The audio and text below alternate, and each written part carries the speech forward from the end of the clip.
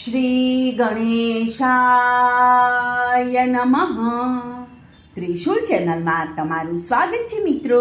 આજે હું તમારી સમક્ષ લઈને આવી છું અષાઢી બીજનું મહાત્મય, ભગવાન જગન્નાથજીની રથયાત્રાની કથા. અષાઢ મહિનાની શરૂઆત રથયાત્રાથી થાય છે. ચારેય ધામોમાં જગન્નાથપુરી એક તીર્થધામ તરીકે ભારતમાં પ્રાચીન છે. 9 દિવસ સુધી ચાલનારા જગન્નાથપુરીની રથયાત્રામાં દર વર્ષે 3 વિશાળ મોટા રથમાં જગન્નાથજી, બલરામજી અને તેમની નાની બહેન સુભદ્રાજી રથમાં બેસીને નગરમાં યાત્રાએ નીકળે છે. તેમાં ઇન્દ્ર ભગવાને જગન્નાથજીને આપેલા રથનું નામ નંદીઘોષ છે, બલરામના રથનું નામ તાલધ્વજ છે અને સુભદ્રાના રથનું નામ પદ્મધ્વજ છે. રથયાત્રા અંગે જુદી જુદી કથાઓ પ્રચલિત છે. પહેલી કથા અનુસાર કંસના આમંત્રણથી કૃષ્ણ અને બલરામ રથમાં બેસીને અક્રૂરજી સાથે મથુરા પધાર્યા હતા. તેથી એ દિવસે શ્રી કૃષ્ણ ભગવાને જગતના કલ્યાણ માટે કાર્યની શરૂઆત કરી હતી. તેથી તે દિવસને યાદગાર કરીને રથયાત્રાનો ઉત્સવ ઉજવાય છે. અને બીજી કથા અનુસાર દ્વારિકામાં એક દિવસ દાઉજી તેમની નાની બહેન સુભદ્રાને મથુરાની કથા સુનાવી રહ્યા હતા. ત્યારે તેમણે કાકા અક્રૂરજી સાથે રથમાં બેસીને નગરચર્યા કરી હતી. દાઉજીની વાત સાંભળીને સુભદ્રાજીએ પણ પોતાના બંને મોટા ભાઈઓ સાથે રથમાં બેસીને નગર જોવા નીકળ્યા. ત્યારે નાની બહેનની અપેક્ષાને પૂરી કરવા માટે કૃષ્ણ અને દાઉદજીએ રથયાત્રા કાઢી હતી. અને ગર્ગ પુરાણ અનુસાર એકવાર બધી રાણીઓ દ્વારિકામાં સર્વે રાણીઓ રાધિકા વિશે માતા રોહિણીને પૂછવા લાગી. ત્યારે માતા રોહિણીએ સુભદ્રાને કહ્યું કે હે પુત્રી, આ કથા તારે ન સંભળાય, માટે તું દ્વાર ઉપર ઊભી રહે અને આપના બંને ભાઈઓ ખંડમાં ન પ્રવેશે તેનું ધ્યાન રાખજે. સુભદ્રાજીએ માતાની આજ્ઞાના સાંભળી અને દ્વાર ઉપર ઊભી રહી ને બંધ દરવાજાની પાછળ ઊભા રહીને ચોકી કરવા લાગ્યા. તે જ સમયે કૃષ્ણ અને બલરામ પધાર્યા. ત્યારે સુભદ્રાએ માતાની આજ્ઞા કહી સંભળાવી.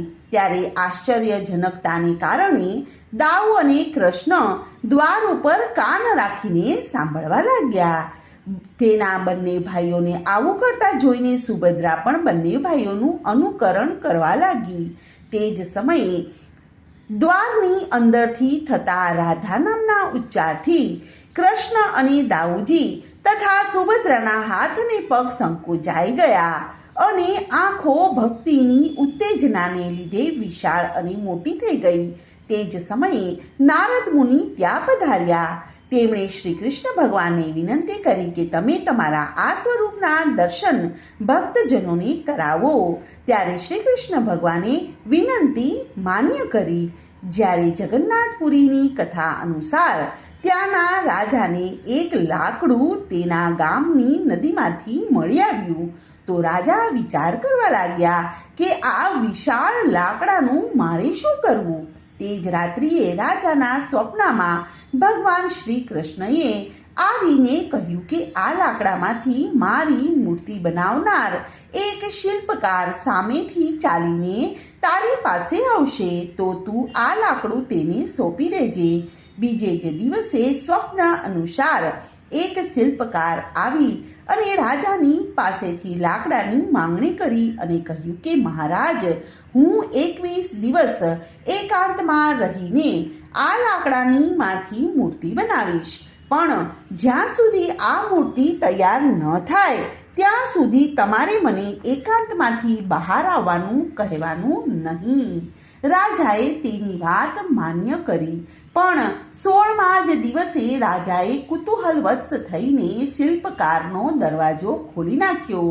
ત્યારે ત્યાં ધડ અને મસ્તક સહિત ના પણ હાથ પગ વગરના દાઉજી, કૃષ્ણ ભગવાન અને સુભદ્રાજીની મૂર્તિ પડેલી હતી અને શિલ્પકાર અદૃશ્ય થઈ ગયેલા.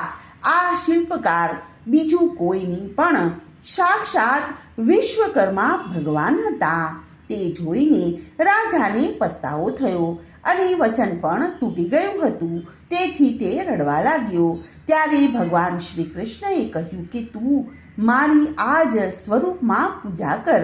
રાજા પોતાના પ્રભુની વાત સાંભળી લીધી અને રથયાત્રા કાઢી અને પોતાના પ્રભુને પધરાવ્યા. અને પછી ભક્તિભાવથી લોકો નાત જાતના ભેદભાવ વગર દરેક ભક્ત ભગવાન જગન્નાથજીનો રથ ખેંચે છે. તો આ હતી મિત્રો જગન્નાથજીની યાત્રાની કથા. બોલો શ્રી કૃષ્ણ કનૈયા લાલ કી જય. તો મિત્રો આજની આ કથાને હું અહીં વિરામ આપું છું. કાલે ફરીથી આવીશ એક નવી કથા અને વાર્તા લઈને. ત્યાં સુધી બધાને મારા જય શ્રી કૃષ્ણ. ધન્યવાદ.